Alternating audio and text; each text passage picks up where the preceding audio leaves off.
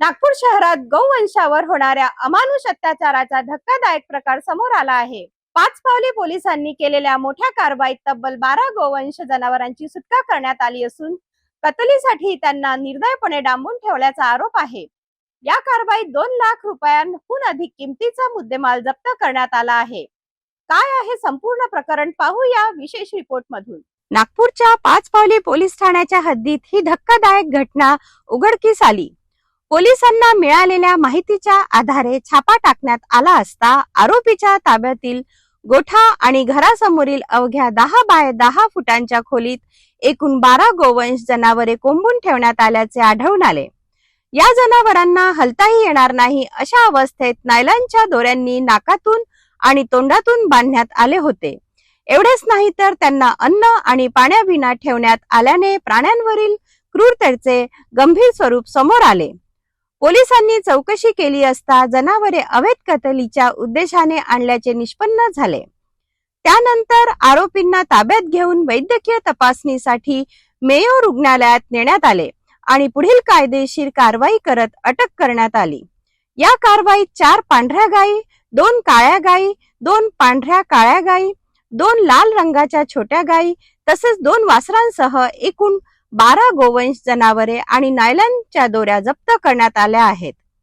जप्त करण्यात आलेल्या मुद्देमालाची अंदाजे किंमत 2,04,000 रुपये असल्याची माहिती पोलिसांनी दिलेली आहे। आरोपी विरुद्ध महाराष्ट्र प्राणी संरक्षण अधिनियम 1995 तसेच प्राण्यांना क्रूरतेने वागविण्यास प्रतिबंध करणाऱ्या कायद्यानुसार गुन्हा दाखल करण्यात आला आहे। पोलीस आयुक्त डॉक्टर रवींद्र कुमार सिंगल, सह पोलीस आयुक्त नवीनचंद्र रेड्डी, अप्पर पोलीस आयुक्त राजेंद्र दाभाडे, पोलीस उपायुक्त राहुल मदने आणि सहाय्यक पोलीस आयुक्त शिवप्रसाद पारखे यांच्या मार्गदर्शनाखाली ही कारवाई करण्यात आली। वरिष्ठ पोलीस निरीक्षक अनिरुद्ध पुरी यांच्या नेतृत्वाखालील पथकाने ही यशस्वी कारवाई पार पाडली असून पुढील तपास सुरू आहे।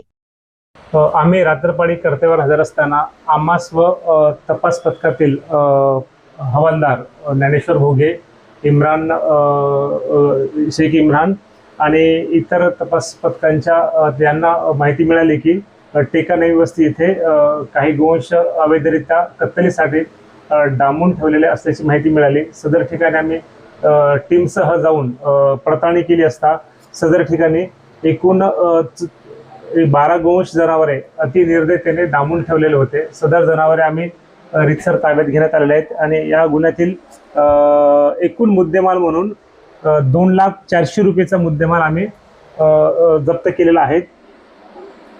सदर कारवाई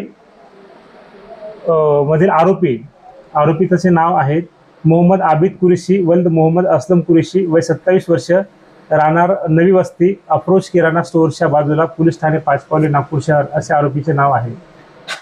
गौवंशाची अवैध वाहतूक आणि कत्तलीसाठी केले जाणारे अमानुष प्रकार रोखण्यासाठी पोलिसांनी कठोर भूमिका घेतल्याचे या कारवाईतून दिसून आले आहे।